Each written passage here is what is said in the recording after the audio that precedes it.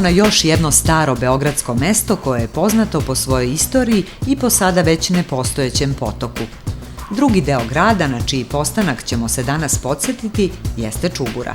Svi dobro znaju da kada se govori o ovom delu grada, priča obično kruži oko starih boema, ljudi koji su svake večeri svoje pametne reči i misli mešali sa vinom i rakijom u mnogobrojnim kafanama ovog kraja.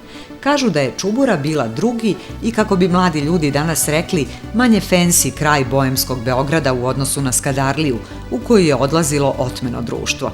U današnjoj priči o Čuburi idemo još dalje u prošlost, do vremena kada je nastalo ime tog dela grada.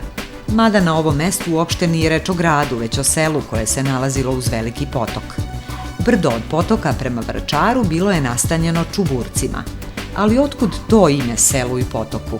Legenda kaže da se voda iz potoka vadila stublinama, otvorenim dugim drvenim kanalima. Stublina se na turskom kaže Čubura.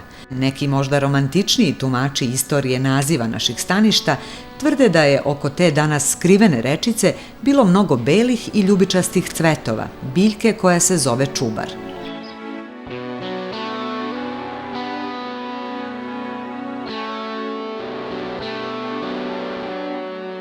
Kako god bilo, na mestu potoka danas prolazi veliki južni bulevar, a voda koja se i dalje sliva beogradskim brdima ide kroz velike kanalizacione sisteme ispod asfalta, betona i parkova.